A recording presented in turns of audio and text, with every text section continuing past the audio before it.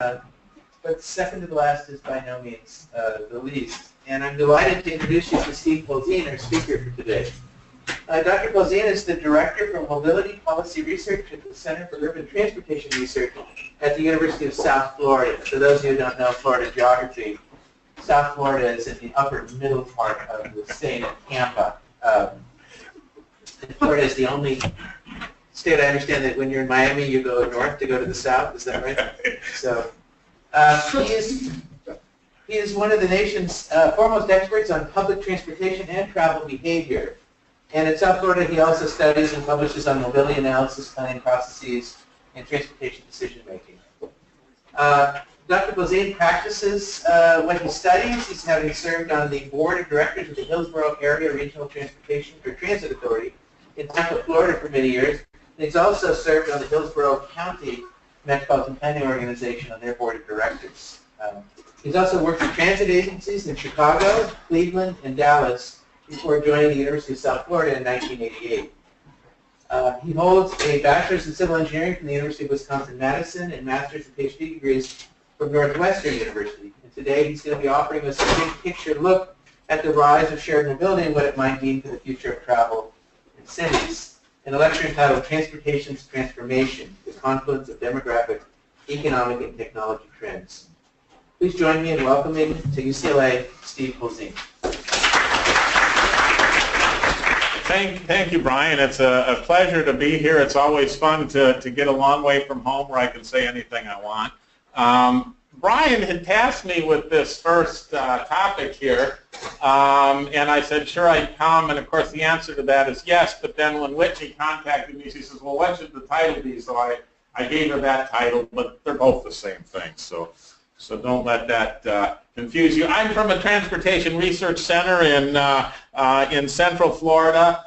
Believe it or not, they decided to create a University of South Florida, and the night before the legislation passed, one of the congressmen moved it from Miami to Tampa, but kept the name the same. Hence, a lot of people don't think of us as being in South Florida and Tampa.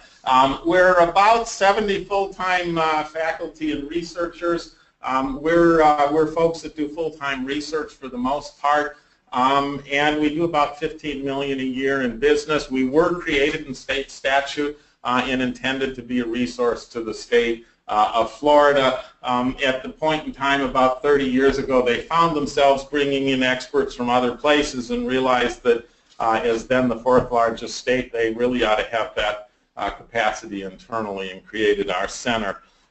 When I think about transportation, I often stick this little slide in the front of things just to let folks know why I think it's important.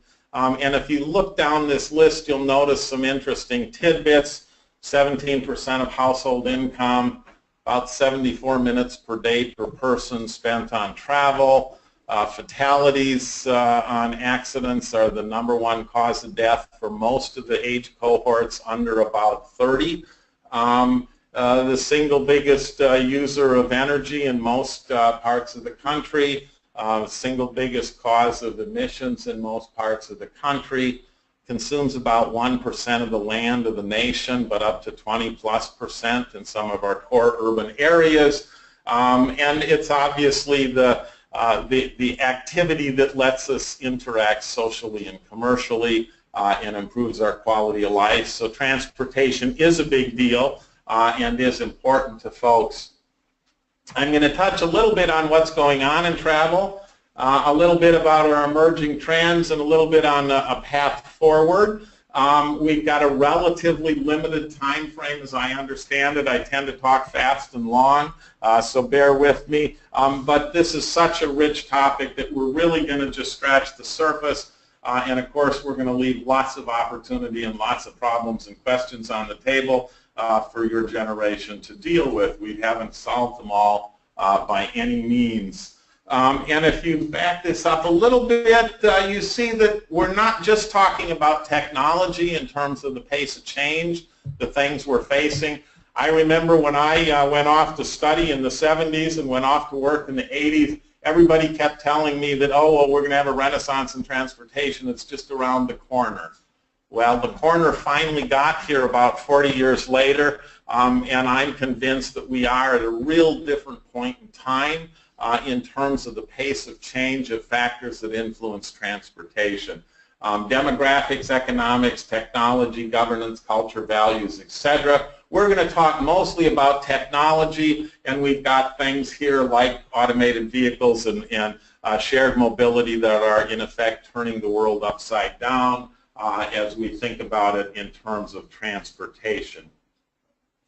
I always like to use a disclaimer of sorts when I talk about the future, and I'm kind of at that age in my career where I can talk about what's going to happen in 30 or 40 years and maybe hope to sit on a rocking chair and see if they come true, but not need to be professionally responsible. So I've got that benefit right now. But it is difficult to predict the future. We keep our best tools in a black box and keep them kind of secret.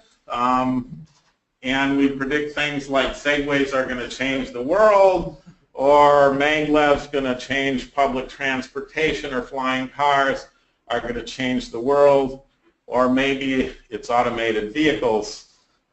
Needless to say, not all of those other predictions came true, so we'll see what happens in this one. I couldn't resist this, partly because of the recent election, but over here you'll see the reference to a report from 1968 that talked about the future of transportation. This was a US DOT commissioned report, and they talked about the logistics and aggregating trips and from dispersed suburbs and communications, and they had people waiting in line at a phone booth to call in their trip reservations. So they had part of it right, but not all of it. But I don't feel bad because while we spend some energy trying to forecast transportation, if you think of what they spend trying to forecast weather, the next election, anybody want to bet how many transportation projects could have been funded with the money they spent polling incorrectly for the last election?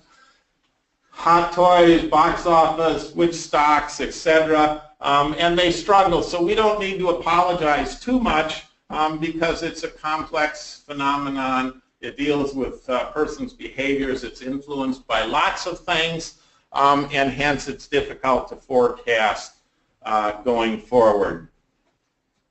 When you think about trying to understand the future, it's nice to be able to frame your discussion on some kind of fundamental theory. And when you stop and think about transportation, you realize that, well, we really don't have all that much of a theory that explains travel behavior. So I've put together Steve's simple theory, and my postulate is that the growth in income and knowledge lead to specialization in employment, consumption, social relationships, and time use. And those create a growth in person travel, commerce, and communications. And having that kind of framework or concept is a little bit important to think about when we think about trying to forecast the future. And obviously there's some elements of that, if I can find the pointer, where growth in income and knowledge are sometimes difficult to predict and typically not things that we've really dealt with in transportation forecasting very much. When I want to get a little bit more specific, I use a framework something like this to think about how travel changes. The big dog, all the demographic stuff that we talk about and use in a lot of our modeling, land use characteristics we use in a lot of our modeling. This one gets neglected: business governance and institutional context, the scale of activities and the economic structure of service delivery. We tend to ignore that. I think it's quite important. The one we're going to talk most about in the context of the role of technology is the transportation supply and performance. Collectively, they contribute to the components of travel demand: local personal travel, long-distance tourism, freight, and commercial travel. And it's sometimes helpful to think of them in terms of the traditional four-step process that we often use to characterize decision-making about transportation. trip rates, destination choice, mode choice, and path choice. When we think about total travel, it's important to recognize that about 76% of total travel is at the household level. About 24% of it is public vehicle travel, utility service travel, and freights and good movement. So when we think about what might change, for example, as a result of mobility services, we're dealing with this piece up here, not the totality of travel on the roadway system. You've probably seen some graphics like this that we'll take a quick tour here through some historical trends. This is total VMT at the national level, had increased historically at a relatively stable rate. It peaked about 2007, or at least we thought it peaked. Some folks thought it peaked. And then we've had about a decade of pause, not quite. And then it's taking off, as you can see here. Partly this is economy, partly it's demographics, partly it's culture and communications. There were a lot of folks that thought that flattening was going to go on forever, that the millennials were fundamentally different, etc. And there's some folks that are getting both very surprised and very nervous as that trend of demand has started to peak again. If you look at a per capita level, you see we had a peak in actually 2004, some moderation in per capita demand, but that too is starting to show signs of growth again. This is just survey data that shows some of the trends peaked actually earlier in time. This is the annual increments of growth in travel at the national level. And you can see some relationship to the economic cycles here. You can see where we had 3 different years in the recessionary period where we had significant declines in VMT year over year. You can see where we were up to what's the largest year over year increment reported. This was 2015. Year to date 2016's tracking about a 3% increase over 2015 again. So we're looking at another strong year nationally in 2016. If you look at the transit side of things, the blue line here is total national transit ridership. Low point in the 70s, another dip down in the mid-90s, some growth up here. The last 2 years have been soft. Nationally, this year, year to date, is also showing a year-over-year decline. Interestingly, if you look at transit trips per capita nationally, that's about as close to a straight line as you can get with empirical data, suggesting nothing profound in terms of changes there. We do see some stabilization. This is commute data. We're at 76.6% of single-person drive alone commuting.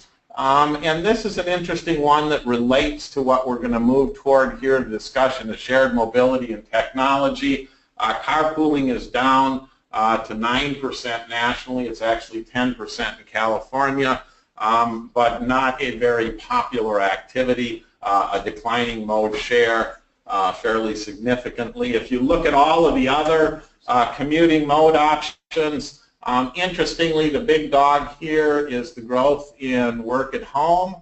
That number is growing rapidly, not surprising, as we've got better computing resources and internet connections and a more tolerant attitude towards and more information style employment activities that are conducive to work at home. While things like bike, walk get lots of attention, at the national level, the numbers aren't moving in any meaningful way that shows up in national trends. And transit's been kind of chugging along, some modest growth in commute share, nothing particularly profound. Within the last year or two, the public has discovered automated vehicles and ride share. The industry recognized it perhaps 2 or 3 years earlier than that. Some folks 3 or 4 years earlier than that.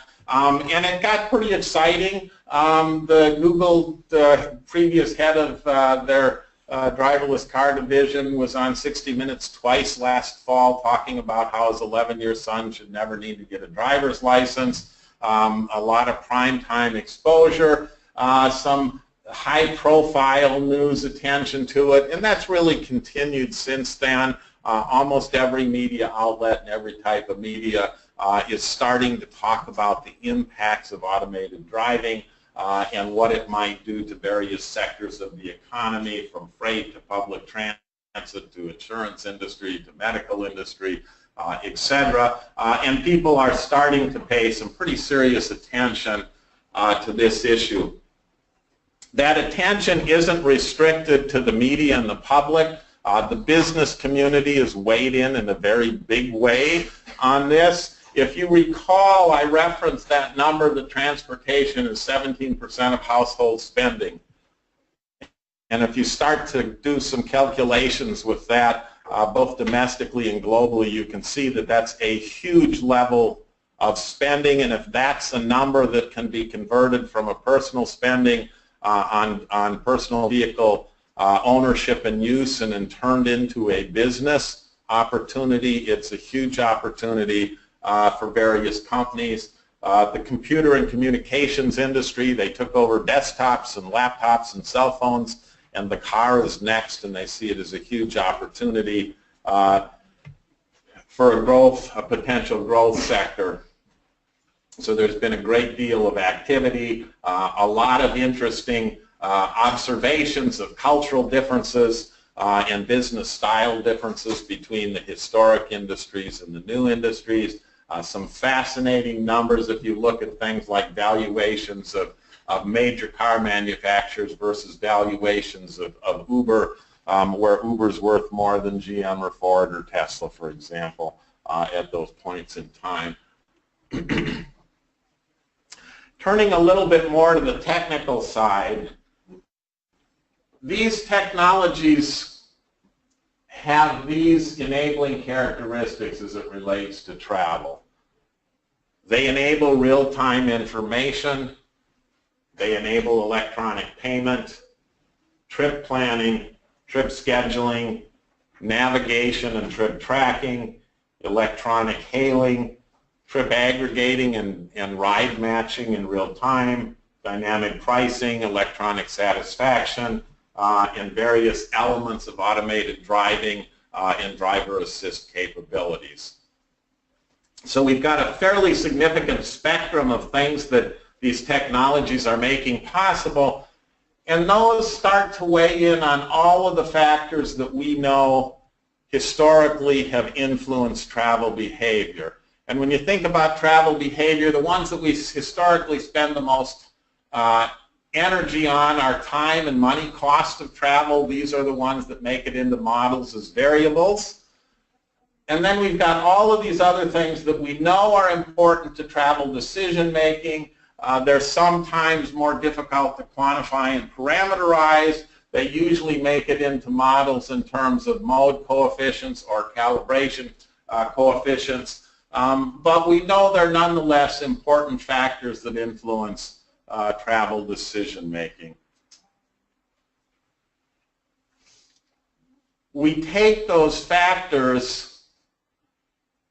and we play that against our historic decision process for travel, what's often referred to as the four-step process for travel making. And if you stop and look at the first one is trip rate, trip frequency. Well, obviously the first trade-off is whether or not you can substitute communication and or service, i.e. delivery, versus you incurring a trip. So it influences trip making potentially significantly, and to the extent that it influences cost, it can also influence trip making in that way. We've got much better knowledge of our destination options, whether or not a product's in and available and at what cost at various venues, so it can change our distribution pattern for trip making based on the information that's made available. Where we start to see the broad range of impacts are when we get to the mode choice. All of a sudden, our mode choice options expand from the historic options, which are shown in black: drive, ride with family or friend, taxi, bike, transit, and walk. That was the choice set that we've historically used. That's the choice set that's shown up in most modeling and analysis frameworks for decades. But all of a sudden, the choice set changes quite dramatically. We've got things like ride in my automated car, hail an automated car, ride sourcing, e-hailing, ride sharing, car sharing, bike sharing, lots of different transit alternatives, etc. Leaps crossed out because that went out of business. And the point of showing that is simply because these are dynamic. They're changing and evolving quickly. Their characteristics and features and the number of choices are changing at a very rapid pace, with some highly specialized service options catering to unique needs by trip purpose, gender, geography, etc. But we're seeing that our choice set here gets much, much broader and more complicated. And finally, in our traditional assessment, path assignment, we're now assisted with real-time information so that we can optimize that path based on things like speed or cost or other characteristics. And so we've got a really much richer, different set of choices that we're making as it relates to travel. I want to touch on what I think of as three of the key decisions that we'll be making in that area. I call them key decisions because two of them are specifically associated with keys. The first one, vehicle ownership, and perhaps the most significant one. There's the prospect of transferring from a personal vehicle ownership to mobility as a service concept, and to the extent that we do that, it could have profound changes. Just a little background on vehicles. An average car is driven about 10 to 12,000 miles a year, about 1 hour a day at an average of about 30 miles an hour. Lately, we've been hitting about 17 million vehicles per year. That's up from an average that was well under that previously. Over 200 million vehicles owned. This is a fun trivia one. Average vehicle age at scrapping, 17 years, about 163,000 miles, about 10,000 more for SUVs, 10,000 less for personal vehicles. The number's a few years old, but these go through many lives, many ownership cycles typically. And we've got over 2.2 trillion VMT annually by households, and over an estimated $2 trillion in asset value tied up in personal vehicles. We know that vehicle ownership isn't just a mobility decision, or at least historically it hasn't just been a mobility decision. It's been about a whole bunch more than that.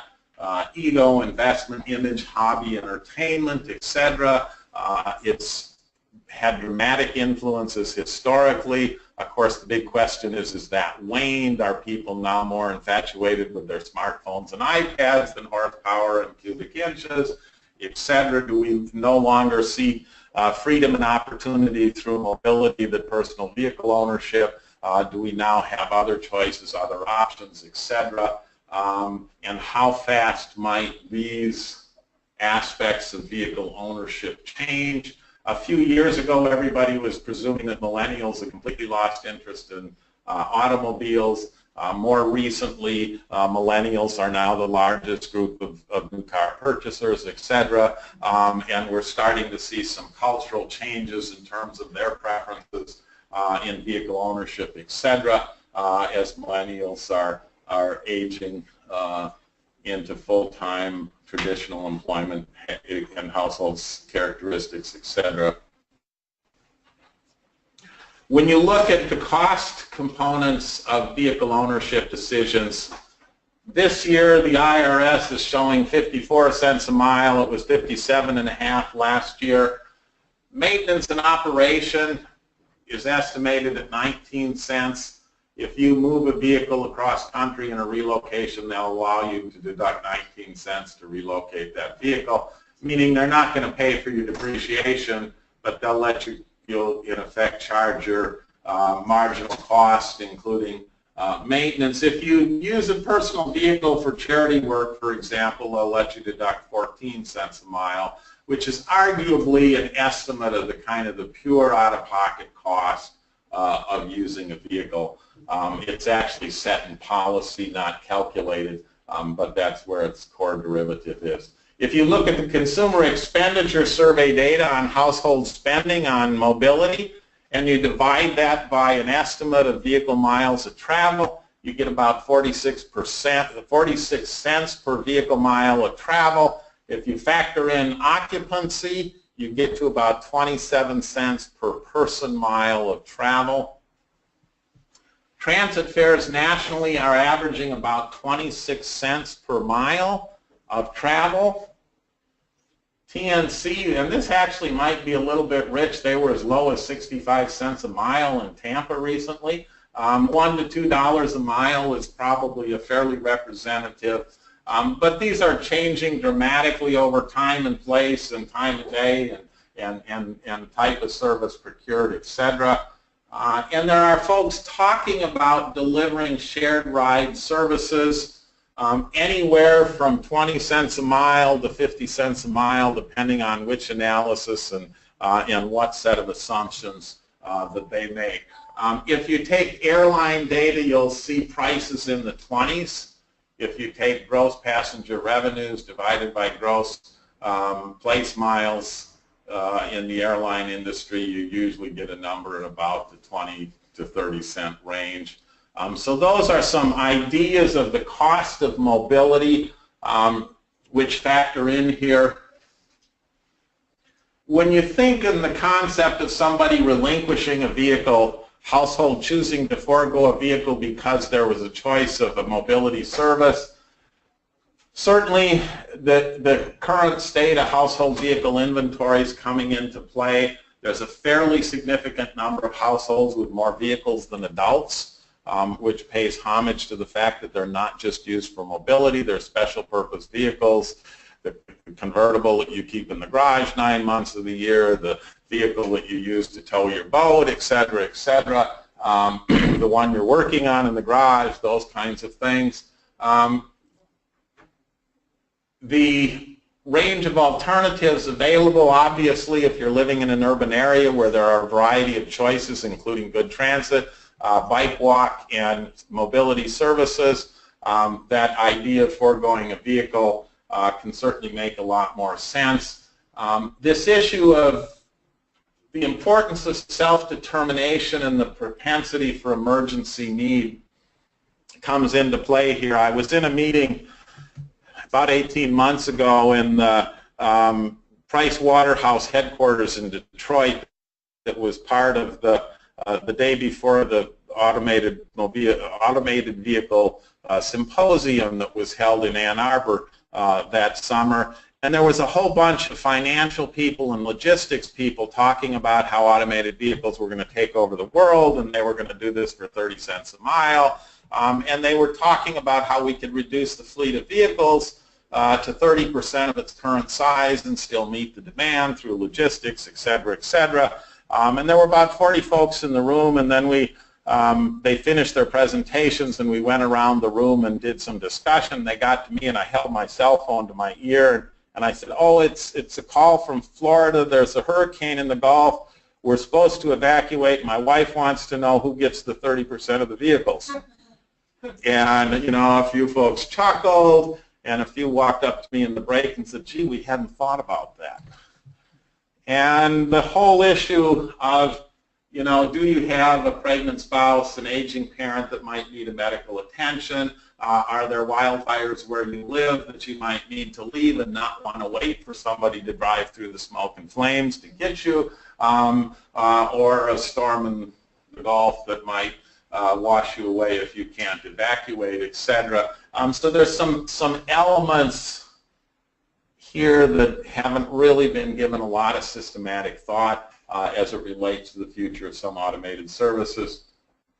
And another one, of course, is the special requirements of the vehicle.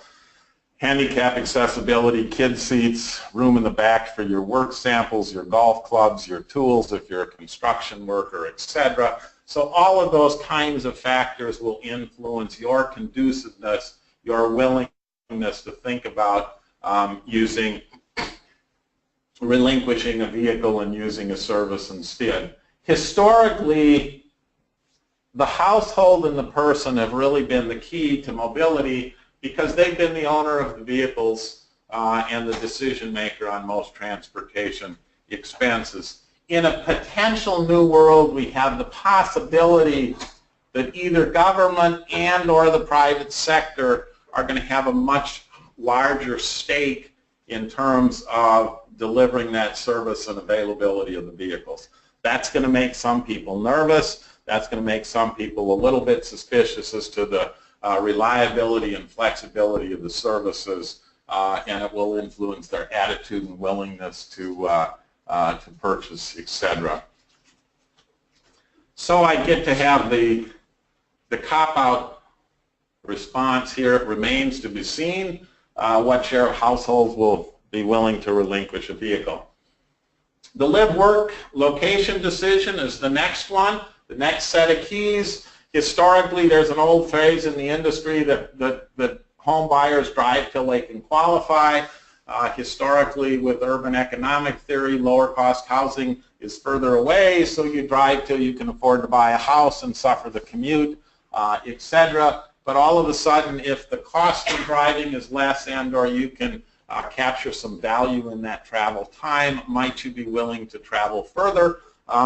And or might your home all of a sudden be a little bit different, one garage instead of three, a little more living space instead, etc. How does that play out in people's minds? And perhaps it plays out two different ways. Here's the hypothetical scenario of not having a car in the urban areas where you can pay a few $100 a month to park, etc., or to own a parking space, and that frees up some money to live in the historically somewhat more expensive urban areas and not have the hassles and headaches of parking, etc., and have those resources free to do other things. Certainly makes sense, and certainly it's an option that some people will choose. Others might choose the other extreme. After a day at the office, you can nap on the way home, still have some energy left to enjoy your ranch, beach house, golf course, horse farm, etc. You may in fact choose to commute further to take advantage of either economics or lifestyle choices on the other end of the spectrum. Mix in a few days of telecommuting, and all of a sudden a long commute to work doesn't seem so onerous. There's an issue of what's the value of that freed up time.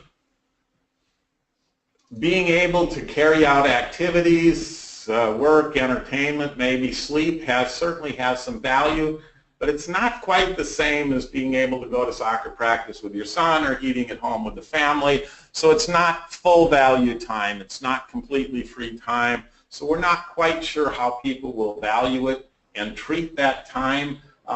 This is one of my favorite ones. Chandra Bhatt, who's looked at some of this stuff, said, gee, if I'm going to have an automated vehicle, I want a camper so I can sit in the back and cook dinner and play cards, etc. So I'm not going to have a small little vehicle like this where I'm crammed in a corner with a bunch of technology around me. I'm going to spread out and enjoy that time and trust the vehicle to get me where I'm going. Well, obviously we don't know how that plays out economically or otherwise, but certainly points out some of the uncertainty. Again, the disclaimer here, it remains to be seen how people will react to it. The third key decision is the decision about whether or not we're willing to share. And this is distinct here in that there's sharing the capital asset, which we're referring to as sequentially sharing the vehicles, i.e. you don't own a vehicle, you share a vehicle, versus sharing the actual travel. Someone else or some other people are in the vehicle with you.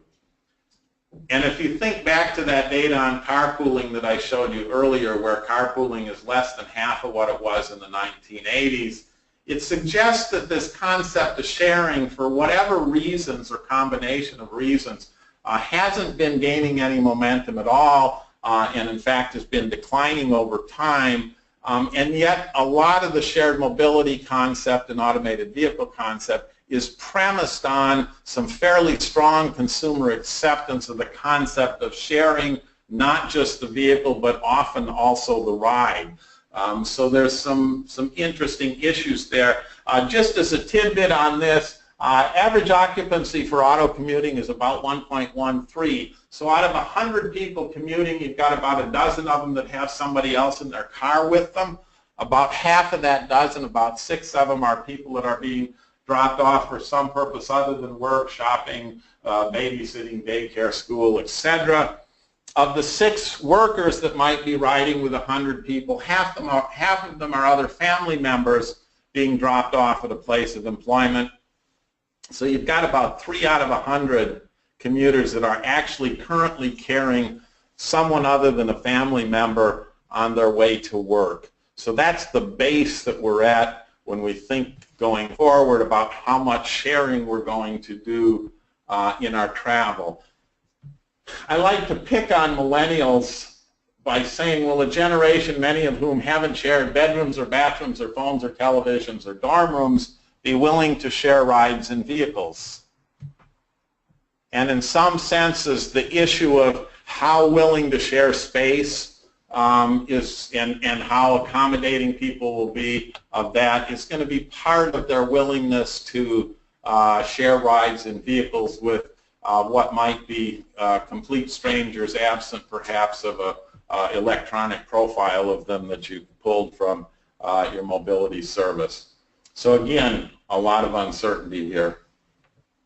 I'm going to shift now and kind of move into a handful of slides here that just outline some remaining issues that relate to shared mobility and the path forward.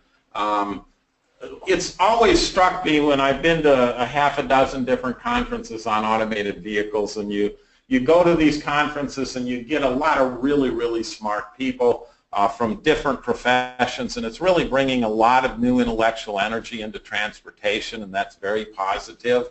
And you've got a lot of the computer folks, the logistics folks, and the finance folks that think they're going to take over the world with automated services and turn mobility into a service.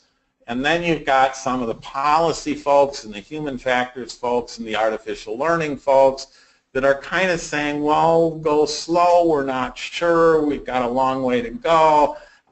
And we've not done a very good job of kind of forcing those two folks to develop any consensus in terms of the timing and the maturation of this technology. They do some surveys at these forums, and they get kind of your guess about when we'll be at what level of automation. But we haven't really forced a lot of these folks to sit down and talk to each other. And from a policy perspective, I don't think we've given decision makers a very objective and honest time frame. Part of it is a lot of people don't know. Part of it is there's some proprietary interests and at least folks hiding under the guise of proprietary interest. And part of it is there's just some really big egos in the room and nobody willing to force them together to kind of talk through this and think about where we're really at in this and how close we are to having some of these services and things in place. I think it is clear that we have a fundamental economic theory and a lot of empirical evidence that says better lower cost mobility means more travel. And we have compelling data sets that say more travel means better quality of life for the traveler, greater employment access, access to more and better education, service products, etc. Those tend to be givens. And then we've got this bugaboo of the externalities down here. And we've got this natural conflict between the benefits of mobility and opportunity, etc., versus the externality potential that are there. When I think about automated services, this right-hand side is kind of the logistics and the finance folks. They think of this as a logistics problem flow problem, a traveling salesman problem, a computer algorithm, an operations research problem, or a financial spreadsheet problem. A lot of those folks don't really have a clue of the kind of the nuances of moving people. You know, you're going to ride in a shared vehicle with a child seat. Did somebody clean the Cheerios out of the child seat and clean up the spills from the last child that was in it or not before you put your child in that seat? This is my favorite. This is a guy in Tampa riding the bus after he purchased his Christmas tree and he was taking it home. So the reality of kind of transportation and the day in, day out issues are sometimes lost when we've got these folks who don't necessarily know much about the real business of moving people. This is some work that was done about a year ago. KPMG did a bunch of scenarios. You remember this shape of this graph here. This is total national DMT.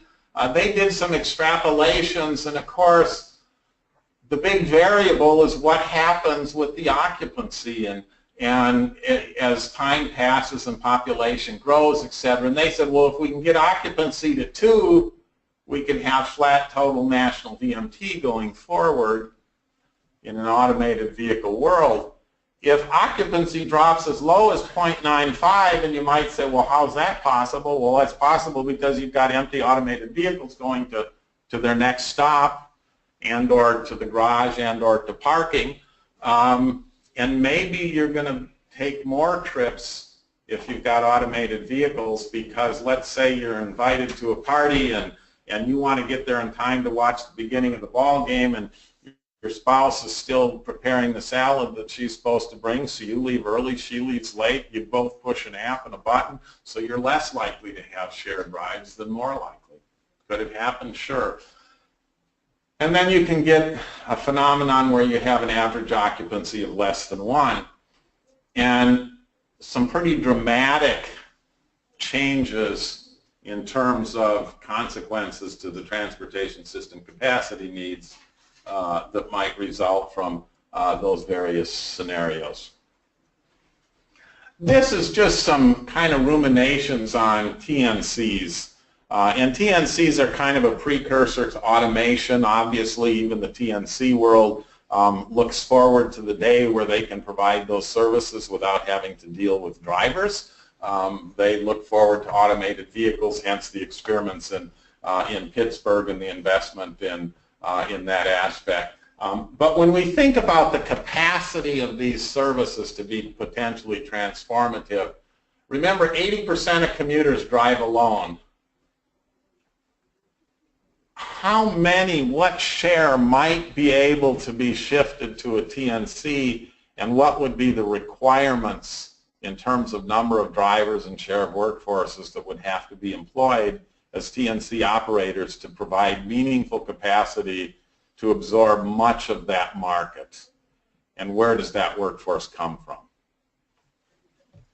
When you take a TNC operator and think, well, maybe in a peak period they could get how many people to work, how many trips could they complete?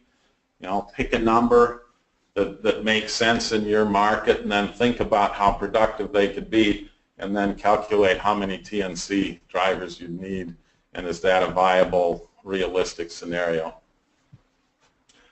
This issue of what's the TNC price point where sustainable operations might occur. We know that TNCs are generally losing money and spending investor money. We know that there's huge turnover in operators today. We know that some share of the operators drive for reasons other than economic. A lot of people enjoy the socialization. Some of them are using it for short-term economic gain. They're in effect willing to depreciate their car and turn that into cash flow between jobs, but that may not be financially sustainable over the life of a vehicle, for example. But we don't know at what price point TNCs become sustainable. And then if you think about some things that are not unrealistic in the context of recent political and other goings on, you know, what if GDP does get to 4% growth? say unemployment's 3 or 4%. What's the supply of TNC operators then? What if more of the country has minimum wages in the $11 to $15 an hour range? What's the supply of labor for TNC operators, etc.? In Denver, they've got a shortage of bus drivers right now. They test for marijuana for bus drivers, and they can't find enough that can pass the test. And they've got a critical shortage of bus drivers. Well, what if we tested TNC drivers for substances? Would we have TNC drivers to meet demand?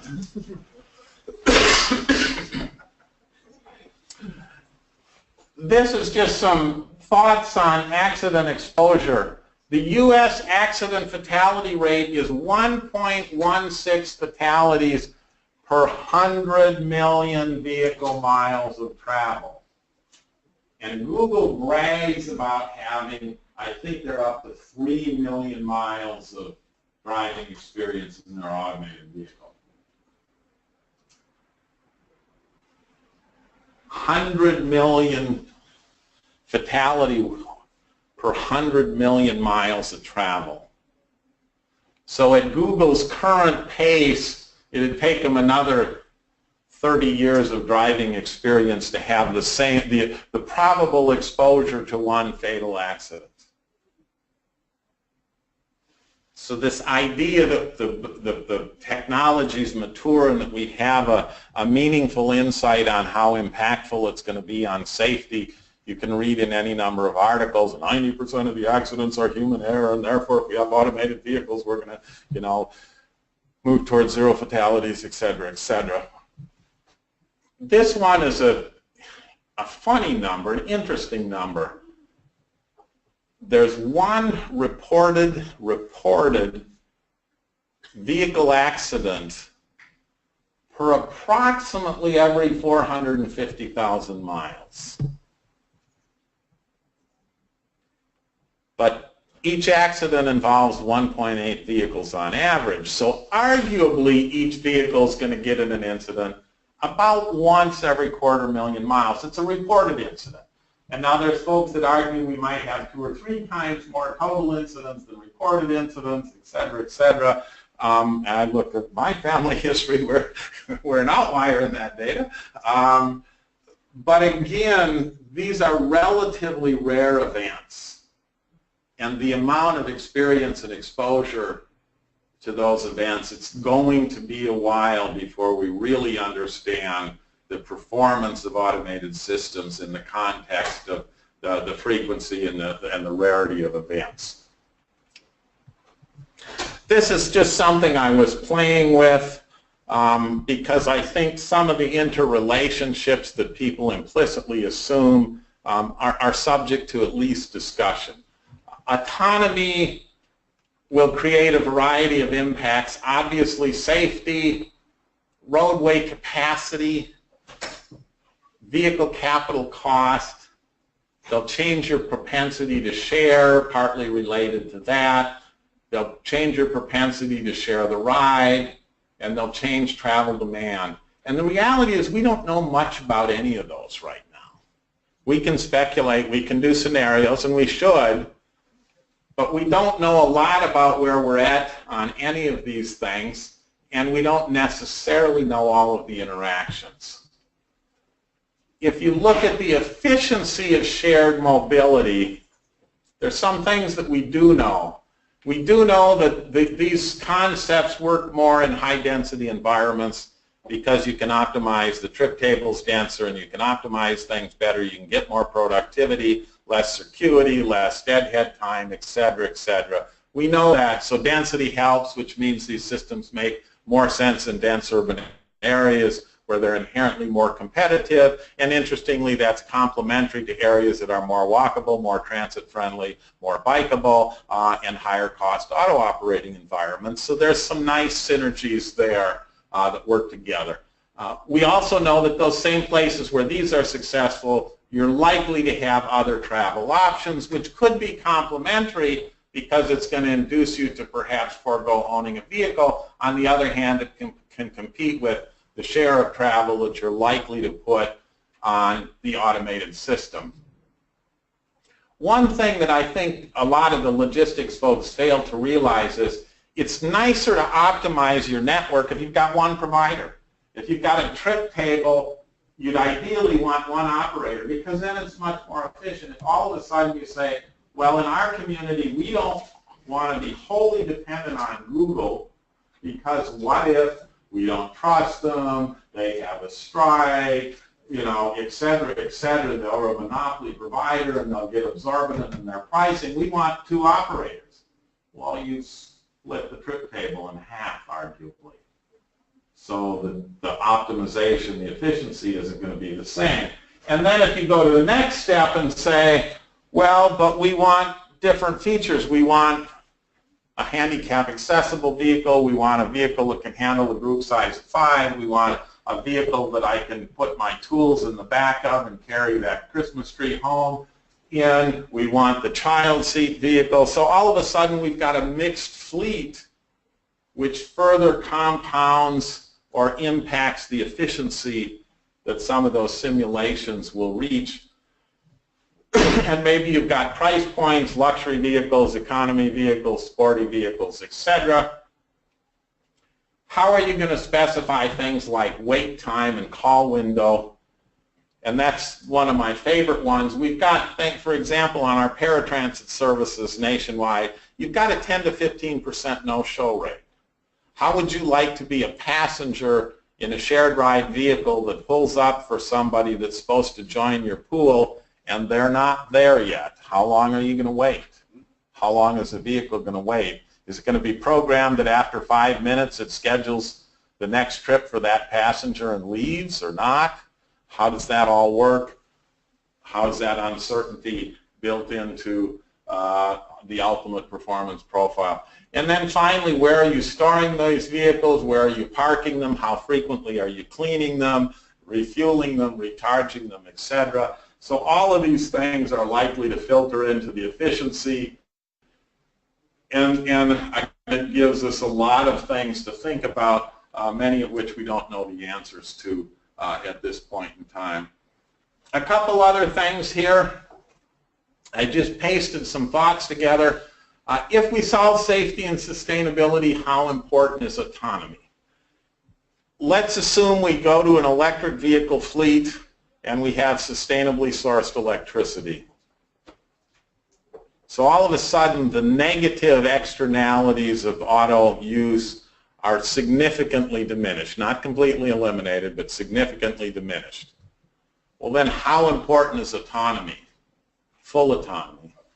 Do we know? Do we still need it for capacity? Do we still need some of it for safety? How does that play out? Do we need electric to be sustainable? Do we need sharing to be economical? There's a lot of people that are real excited about autonomous vehicles, but they want to own their own.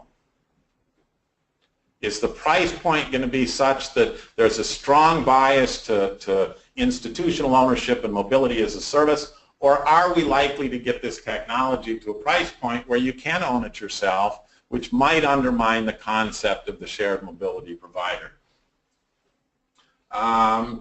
Do we need autonomous to be meaningfully, to have meaningful in sharing? When is electricity sustainable?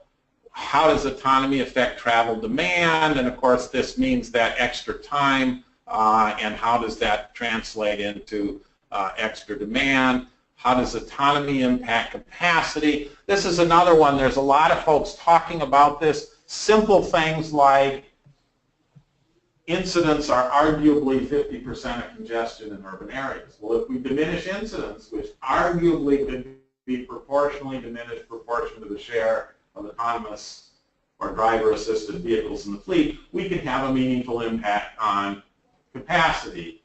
And then you start leveraging intersection capacity and smooth flow and maybe narrower lanes or shorter platooning, et cetera, et cetera. So there's all kinds of elements to capacity that come out here, and we're really still speculating as to where the capacity gains are, particularly as a function of what share of the fleet has various technology features.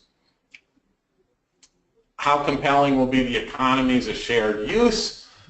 There is circuity, there is deadhead time, there's wait time, there's loss of flexibility. How does that play against cost savings, etc.? And what is the consumer surplus cost inherent in shared use? How many people know somebody with an old car with the air conditioning's broken and they don't fix it?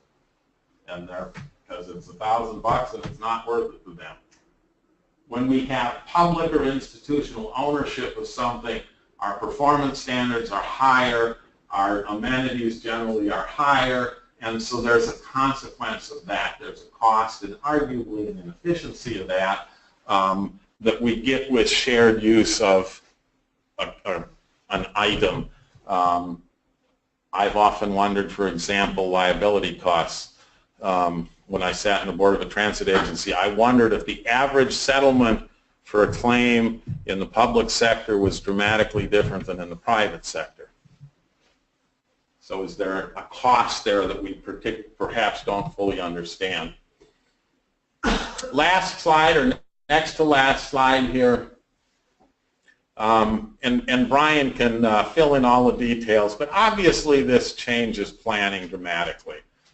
We know that historically it takes us 5 or 10 years to plan something, another 5 or 10 years to implement it, and oftentimes we're making investments that we need to amortize over 25 to 50 years.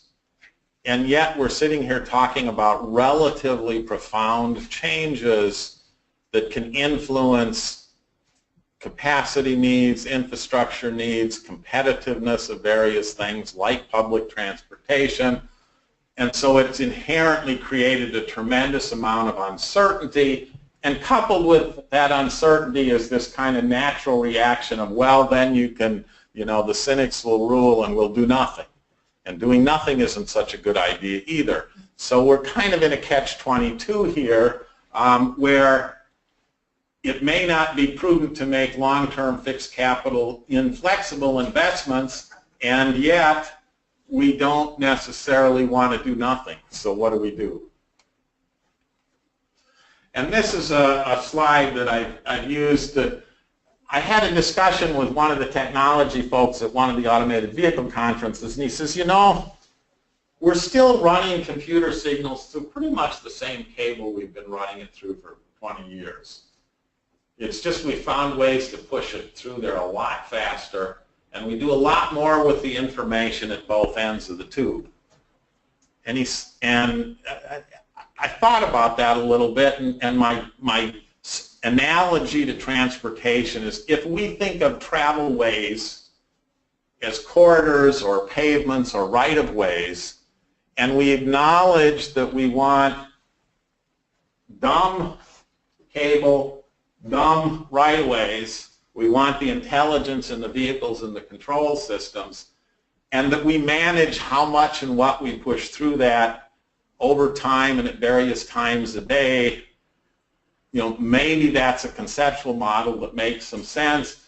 In the middle of the night, this might be platoon trucks in several lanes with perhaps mixed traffic in others. It might be managed lanes with priority to high occupancy vehicles. It might be automated lanes and mixed-use lanes. Sunday afternoon, you might be able to drive your own car on it, etc. So we might manage our assets real differently, perhaps with a dumb asset and smart technology, but who am I don't know. That's it.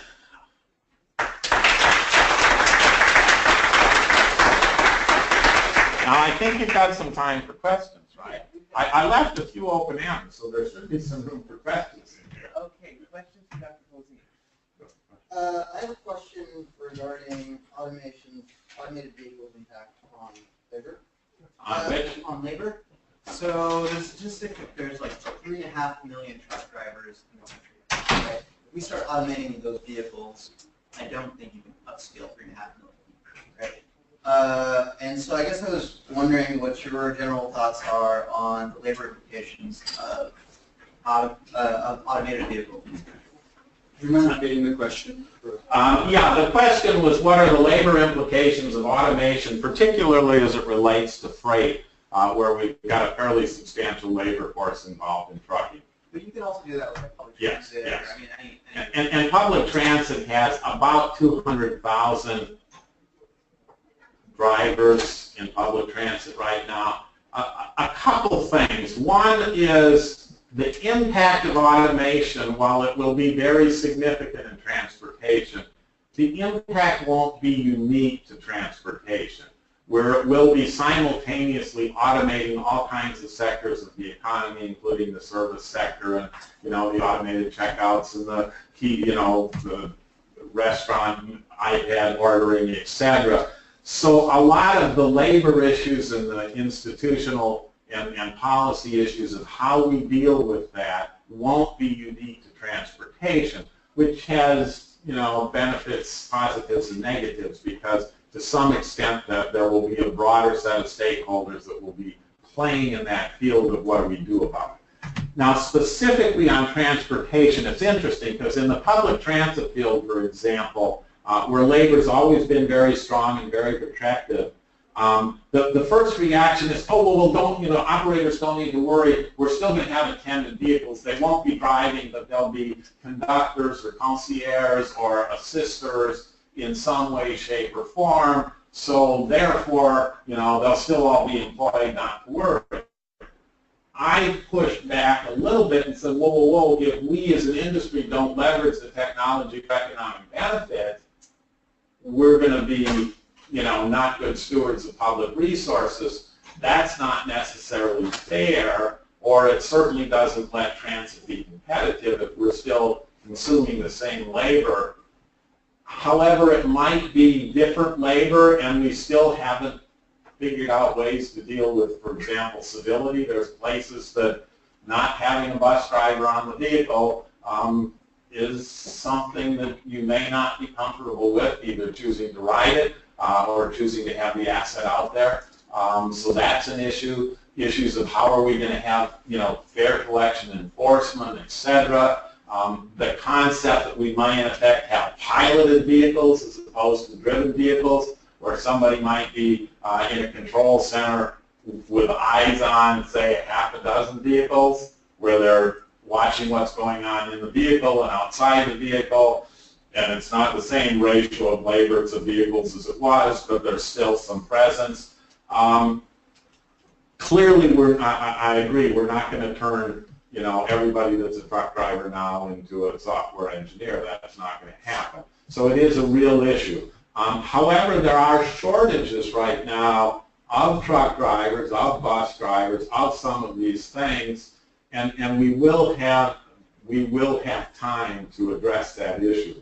I'm not saying it's going to be simple, but I think it will be how transportation reacts is likely to be caught up in the broader set of how society in general responds to that transition from automation across all the sectors of the economy.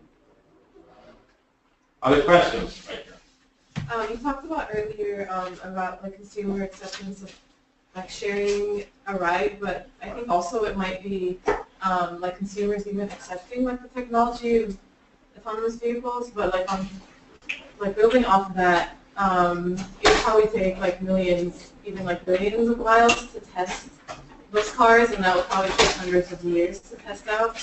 So what are some methods you think could be taken to like prove reliability of those cars?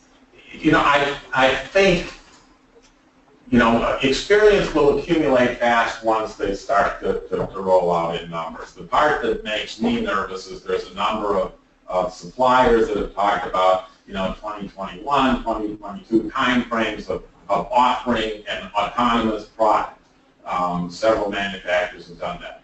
I'm a little suspicious of the ability to hit those deadlines.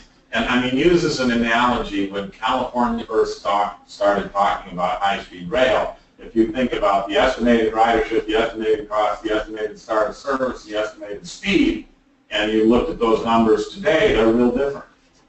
And as it is with most systems and technologies, there's no reason to think that we're going to be spot on everybody's scenarios for automated vehicle rollout when we're not spot on anybody's scenarios for any major transportation infrastructure project in the country. So, we will have time. We will learn with experience. The piece that's a little bit intriguing is you could have other factors dramatically influence the timeline. You know, somebody uses automated vehicles in a terrorist attack. That could slow the deployment down a decade as we figure out how to deal with it and adjust to it. And so you could have external influences that deal with, you know, security or privacy or safety or other things that spill over into this and kind of upset the tea cart in terms of some of these rollout scenarios that folks have been talking about. If you think about the medical community, it's not uncommon for it to take, you know, 10 years to test and deploy new medicine with rigorous monitoring and large samples and, you know, lots of experts. And ultimately, I think we'll do the same thing in some of these technologies. It's going to take a long time to roll these out. We might see them in select environments, semi-controlled environments, etc. We might see slow-speed technologies deployed in one case and high-speed in another, and everything's been tested in benign weather environments for the most part. So there's a lot yet to happen. I was up in Minnesota yesterday, and it was snowing, and you know, there's a few folks, oh, we're working on figuring out how to drive in the snow and, you know, knowing where the street surface is under the snow and et cetera, et cetera. But, you know, there's a lot to be learned yet as we roll out these systems. Other questions? So there are all these partnerships popping up between transit agencies and TNCs across the country. What do you think it will take for TNCs to complement transit and not replace it? Is it purely an economic question, or are there other factors? I think there's a couple things. I just did a policy paper recently that's on our Cutter website about the impact of automation on public transportation. And I think both things are true. Right now is what I think we're seeing, and I say think because, you know, a lot of it's influenced by anecdotal data and very limited, very context-specific scenarios. But I think these services are viable complementary services, particularly for long-haul transit or commute-type trips. Often that means longer distance trips, express bus or rail trips, where they can serve as aggregating demand from low-density areas to a station. And ultimately, transit agencies will evaluate, you know, do we do feeder service, do we do park and ride lots, do we do TNC partnerships, what's the best way to aggregate demand to feed these line haul systems, and that's a legitimate exercise in figuring out what's the best means to do that. In an urban core environment, I think we're more likely to see TNCs competing with transit. And we're seeing some evidence of that, where if you're in a downtown area and you know you and the party just finished dinner at a restaurant, you need to get back to your hotel, and you could walk to the station and each pay individual fares and take your 6-block walk or trip back to your hotel, or you can call an Uber and get there quicker and share the cost over the group. And in those environments, I think TNCs will compete. There are some situations like Washington, D.C. has suffered a couple years of declining ridership on their metro system, and they're looking at all kinds of things, including reliability. But there's at least some evidence that where you might used to have somebody come into town on, in effect, a line haul trip, and then they maybe transfer for a short trip to get a little closer to their point of work, and now they might take Uber, or they might take bike share, so that you've lost one transit trip, so to speak. It might be a short transit trip, but rather than incur that transfer and still have some walk at the other end, they'll take an Uber trip or a bike share trip to get closer to their destination. And so I think in urban core areas, you're likely to see these services compete with transit. I think they can benefit transit if we can leverage these services for paratransit services in the market segments that don't need specialized vehicle. They can be much more cost effective than historic, traditional, institutional paratransit service providers. The thing I hope we don't do is I hope we don't burden them with kind of the complete requirements of accessibility and compliance such that they lose their natural advantage. I hope we can use them as complementary, recognizing they're not going to meet all needs and all purposes, making sure there's safety nets to meet those other market needs, but leveraging the efficiencies inherent in that model to accomplish things where it's an optimal model, but not make all TNCs handicap accessible, et cetera, et cetera. So I hope there's a way we don't use blanket policy dictates to shape those systems such that they lose their efficiencies.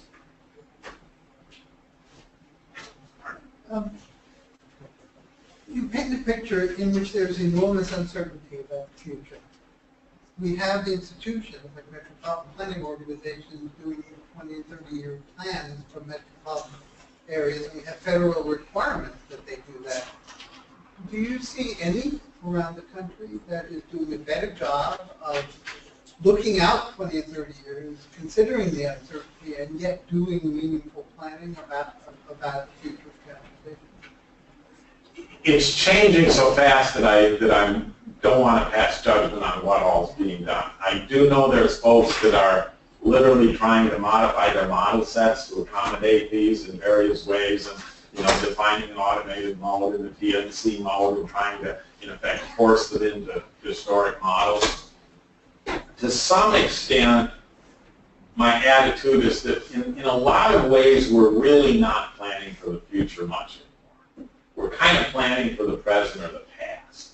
We're so far behind on the supply side that we kind of don't need to forecast, we can count it, and we don't have resources to satisfy current demand, so this theory that we should be doing stuff for 50, I tend to be a little bit skeptic. I mean, obviously, I think we should be thinking about it, worrying about it, talking about it, but I think there's ways to mitigate the risks of doing something really improved. Not that some folks won't do that, but there's enough good things we can do and enough things we can do where the benefits are near-term and real, and where the assets are sufficiently flexible. I'll give you one example, and of course the training folks don't like this one, but if you're looking at a corridor, and I can do a BRT that has a 12-year vehicle life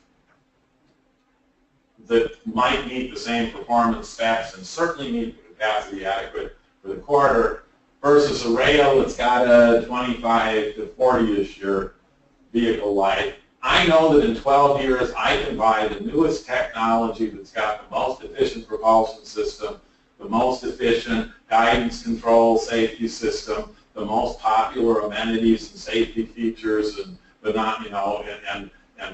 passenger amenities, etc. And I can continue to update that and accommodate the changing world a lot faster than if I build something that's needs a 40-year life for the vehicle and a 100-year life for the infrastructure to amortize it. So to me, if you structure things with flexibility, and it's a little bit back to the roadway slide, then you have an opportunity to adapt and increment things and accommodate things going forward. I think basic things like scenario testing, peer review, expert panels, certainly acknowledging the uncertainty is the first step, and a lot of places aren't doing that. Years ago, I had proposed a concept that I called the do something later alternative. I think alternatives analysis has a bias because you place everything, you compare everything against the do nothing. Well, do nothing has a negative stigma to begin with, and it casts the current situation in perpetuity. The reality is 5 years, 10 years, 15 years from now, you can do what's best then with more information in hand.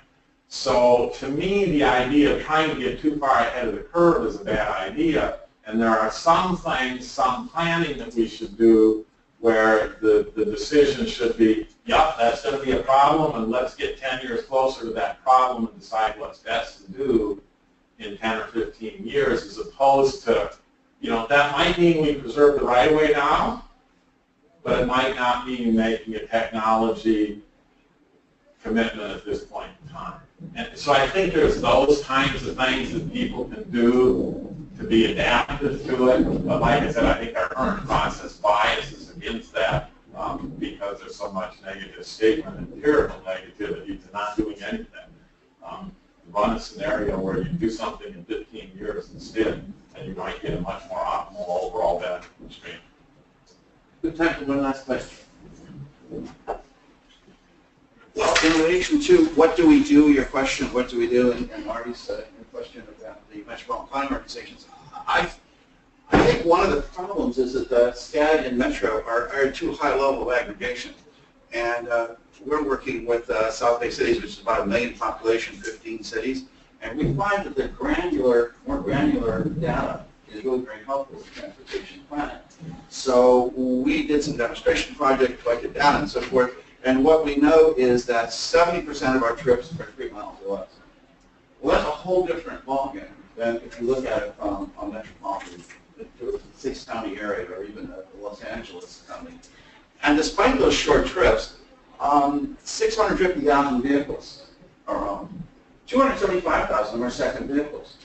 So our strategy going forward is to go after those 275,000 secondary vehicles, which don't fit into your, what if I have to go get my grandfather and take him to the hospital kind of thing. And we're using a combination of, we hope, mobility services. And we did a demonstration on what I call locally used vehicles. They're golf carts and other kinds of things, segways and so forth, which have been more or less legislated out of existence. And we want to reduce those 275,000 to as low as we can get, as fast as we can get, all the while treating it as an experiment and studying what the impact is as we go.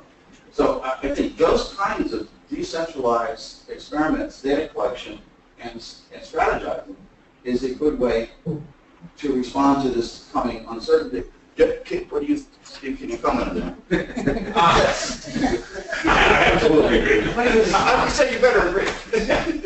Let me interject one other piece here, because a lot of this discussion tends to focus on urban travel.